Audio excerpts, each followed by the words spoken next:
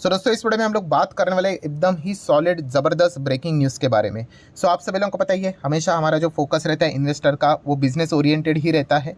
And business की अगर हम लोग बात करें दोस्तों, तो आप सभी लोगों को पता है सबसे ज़्यादा पावर अगर किसी बिजनेस में होती है फ्यूचर ओरिएंटेड बिजनेस में। ऑब्वियसली फाइनेंस की दुनिया में ऐसा कोई शब्द है नहीं, बट आपको आसान भाषा में समझाने के लिए फ्यूचर ओरिएंटेड बिजनेस मतलब ऐसे बिजनेसेस जो कि भविष्य में अगर आप देखोगे, मतलब आज के ज़माने में देखा गया तो आपको वो नज़र नहीं आएंगे, बट भविष्य में वो रहेंगे। ठीक है, इसके काफ़ी सारे एग्जांपल मैंने कई सालों से आप लोगों को देखे रखे हुए थे, जैसे कि ड्रोन। पिछले 5-10 साल पीछे चले जाओगे तो ड्रोन आपको इतना देखने को नहीं मिलेगा। अभी अगर आप देखोगे काफ़ी सारे लोगों के घर में आपको ड्रोन देखने को मिल जाते हैं। ऐसे काफ़ी सारे बिजनेसेस देखने को मिल जाते हैं। इलेक्ट्रिक व्हीकल है, ठीक है। उसी के साथ साथ हम लोगों ने ये भी देखा था, पहले फ़ोन कैसे रहा करते थे, नॉर्मल कीपैड वाले फ़ोन हुआ करते थे। एंड अभी अगर आप देखोगे टच स्क्रीन वाले फ़ोन देखने को मिल रहे हैं। तो इस प्रकार की चीज़ें भी हम लोग को होते हुए देखने को मिल जाती है। एंड इन सभी बिजनेस की अगर खासियत अगर कोई होती है वो रहती है कि इनमें ज़बरदस्त हम लोग को ग्रोथ देखने को मिल जाती है। एंड जहाँ पे ग्रोथ वहाँ पे ज़बरदस्त पैसा बनेगा। ठीक है, एंड याद रखना दोस्तों, फ्यूचर ओरिएंटेड बिजनेस मतलब ऐसा नहीं होता कि हर वक्त कुछ नया होना चाहिए करके। पुरानी चीज़ों में भी अगर कोई बदलाव हो जाता है तो वहाँ से कौन जीरो से स्टार्ट करेगा, क्योंकि शुरुआत जो होती है वो जीरो से ही होती है। इसका बेस्ट एग्जांपल आप चाहो तो गाड़ी का भी पकड़ सकते हो। पेट्रोल डीजल की गाड़ियाँ हुआ करती थी, आज भी है। नया कौन सा बिजनेस आ गया?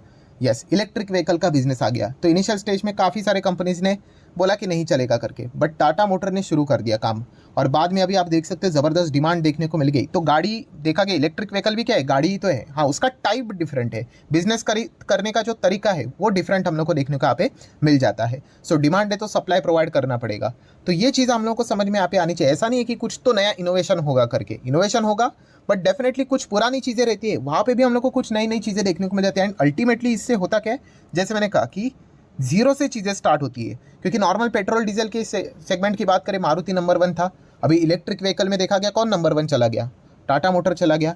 तो ये याद रखना कि चीज़ें आपको शायद से पुरानी देखने को मिल जाए, बट उसके तरीके बदल जाते हैं। और आने वाले 5 साल, 15 साल, 10-20 साल ये ऐसी चीज़ें आप लोगों को काफ़ी देखने को मिलेगी। एंड याद रखना, जो बिजनेस उस ग्रोथ सेगमेंट को पकड़ लेता है, जो कंपनी उस चीज़ों को पकड़ लेती है, उसकी शेयर्स में काफ़ी अच्छा आप लोगों को तेज़ी देखने को यहाँ पे मिल सकता है। एक ऐसा ही अभी नया फ्यूचर ओरिएंटेड बिजनेस हम लोग को भविष्य में देखने को यहाँ पे मिलने वाला है। किससे रिलेटेड?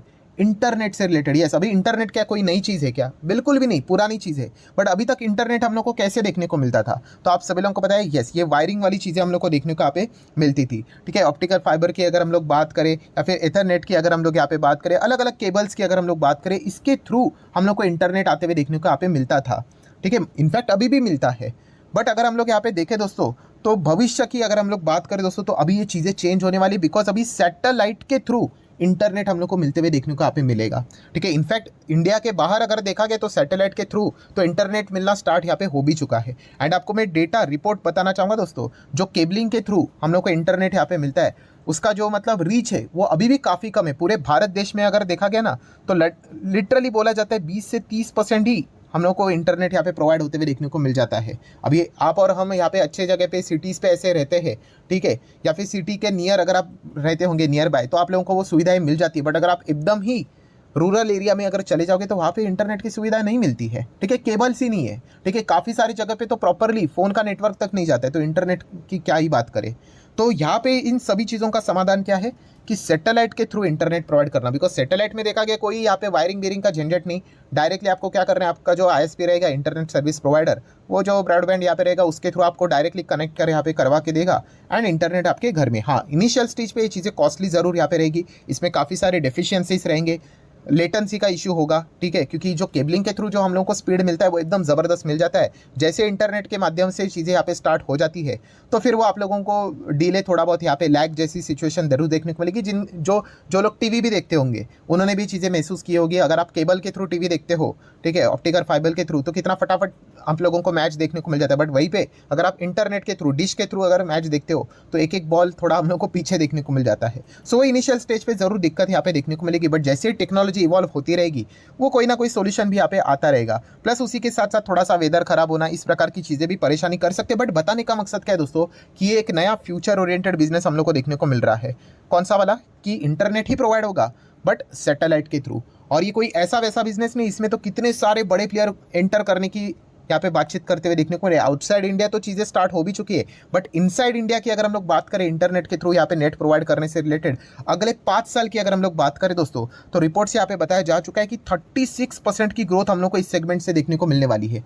36%। एंड उसके बाद ये लगातार चीज़ें बढ़ने वाली है, इतना ज़बरदस्त चीज़ यहाँ पे रहेगा। और 2030 तक के अगर हम लोग डेटा की बात करें, मतलब वही आने वाले नेक्स्ट 5 साढ़े 5 साल की बात करें, तो ये जो मार्केट यहाँ पे रहेगा $1.9 बिलियन तक यहाँ पे चला जाएगा रफली, मतलब 16,000 करोड़ के आसपास। नेक्स्ट 5 साल की बात करें तो 36% के ग्रोथ के साथ अगर हम लोग बात करें तो कौन सा, इंडिया का ब्रॉडबैंड वाला ही सर्विस, बट कौन सा, सैटेलाइट वाला, जो अभी मैंने आप लोगों को इतना सारी चीज़ें बताई ना, ठीक है, ये सारी चीज़ हम लोग को डेलॉयट की ओर से कैलकुलेट होते हुए देखने को यहाँ पे मिली है। एंड इसीलिए हर कोई इस मार्केट में क्या करना चाहता है, अपनी किस्मत आजमाना यहाँ पे चाह रहा है। और बड़े बड़े प्लेयर्स की अगर हम लोग यहाँ पे बात करें तो इस बेनिफिट, मतलब ये ग्रोथ ओरिएंटेड सेगमेंट में यहाँ पे आने की कोशिश यहाँ पे कर रहा है। जैसे कि अगर हम लोग यहाँ पे बात करें वन वेब, अभी वन वेब कौन सी कंपनी है, ये यूके की कंपनी देखने को मिल जाती है, बट इनका अल्टीमेटली किसके साथ टाइप है, भारतीय एयरटेल के साथ, क्योंकि भारतीय एयरटेल की कंपनी, आप ऐसा भी कह सकते हैं, Bharti Airtel back OneWeb gets regulatory approval to launch satcom की, अगर मतलब सैटेलाइट की अगर हम लोग बात करें सर्विसेज इन इंडिया, सबसे पहले तो शुरुआत इन्होंने ही यहाँ पे की थी,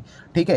देन अगर आप यहाँ पे देखोगे तो इससे रिलेटेड जो स्पेक्ट्रम एलोकेशन है, ठीक है, लॉन्च करने से रिलेटेड कमर्शियल सैटेलाइट, उससे रिलेटेड अभी फिलहाल ये काम करते हुए देखने को यहाँ पे मिल रहा है। इससे रिलेटेड चीज़ों को उन्होंने अप्लाई यहाँ पे किया है, किसने, वन वेब ने, जो कि भारतीय ग्रुप की ही हम लोग को कंपनी देखने को मिल जाती है।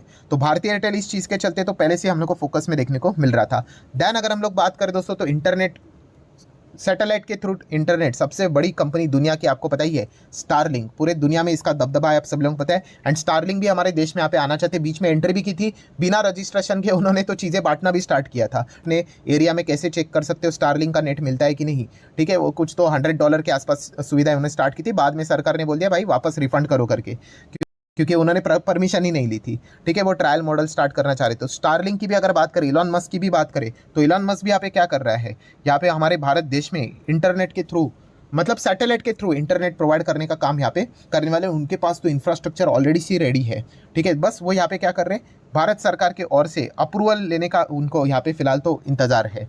देन अगर हम लोग यहाँ पे बात करेंगे दोस्तों तो इनस्मार्ट की अगर हम लोग बात करें तो ये भी हम लोग को कंपनी काम करते हुए देखने को यहाँ पे मिल रही है। जेफ बेजोस की बात करेंगे, उनकी अमेजॉन कंपनी, उनसे रिलेटेड भी जो अलग अलग सब्सिडरीज हम लोग को देखने को मिल जाती है, सैटेलाइट के थ्रू इंटरनेट प्रोवाइड करते हुए देखने को मिल जाती है, वो भी हमारे भारत देश में आना चाहते हैं। उन्होंने भी अर्जी यहाँ पे डाल के रखी हुई है सरकार की ओर से अप्रूवल के लिए, वो भी इंतजार यहाँ पे कर रहे हैं। मतलब ओवरऑल कंक्लूजन क्या है दोस्तों, ओवरऑल कंक्लूजन है कि इस सेगमेंट में हर कोई एंटर करना चाह रहा है। एंड अभी दोस्तों यहाँ पे एक बट मतलब क्या है कि यहाँ पे अभी हम कह सकते हैं बड़ा दिग्गज हाथी की एंट्री यहाँ पे हो चुकी है ऑफिशियली।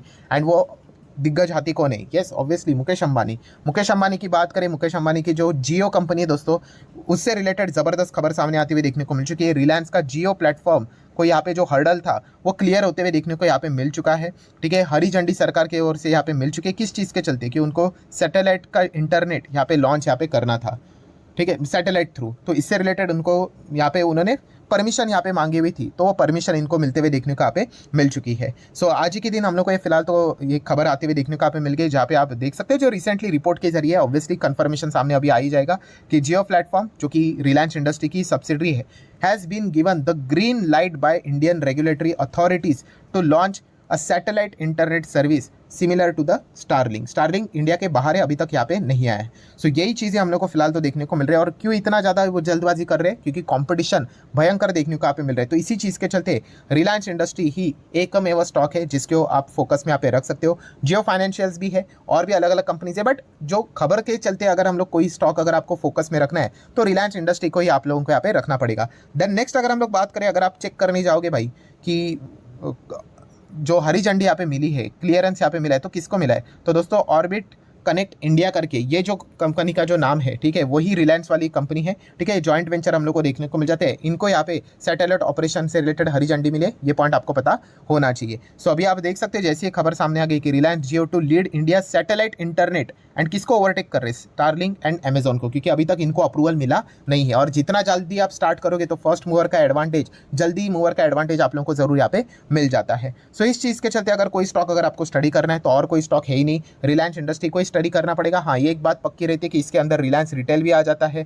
ठीक है, O2C का बिजनेस भी आ जाता है, ऑयल गैस केमिकल सारा दुनिया भर का बिजनेस यहाँ पे आ जाता है। फाइनेंस का बिजनेस आता था, वो उन्होंने अलग से लिस्ट यहाँ पे करवा दिया है। तो इस चीज़ के चलते आप रिलायंस इंडस्ट्री को ही अपने रडार के ऊपर यहाँ पे रख सकते हो। लगभग 19 से अभी 20 लाख करोड़ का मार्केट कैप वाली कंपनी अपने ही सेगमेंट में नंबर 1 है। और बाकी की चीज़ें क्या ही गिनाओ, शेयर होल्डिंग पैटर्न एंड ये सारी चीज़ें तो आप लोगों को वेल बैलेंस देखने को यहाँ पे मिल ही जाएगी। सो ठीक है दोस्तों, एकदम कमाल की खबर हम लोग को देखने को यहाँ पे मिल चुकी है। रिलायंस की भी एंट्री यहाँ पे हो चुकी है। हाँ, इसमें एक अच्छी बात है कि जितना ज़्यादा कंपटीशन बढ़ेगा, हम जैसे आम इंसान के लिए क्या रहता है, कस्टमर के लिए अच्छी बात यहाँ पे रहती है, बिकॉज जितना ज़्यादा कंपटीशन उतना क्या करेगा, हर कोई अपने और ज़्यादा कस्टमर आकर्षित करने की कोशिश करेगा। कस्टमर को आकर्षित करना है तो आपको अच्छे प्लान्स देने पड़ेंगे, सस्ते प्लान्स यहाँ पे देने पड़ेंगे एंड अच्छे सर्विसेज के साथ भी देने पड़ेंगे। ऐसा नहीं कि सस्ता कुछ भी फेंक दिया और सर्विसेज कुछ भी नहीं करके।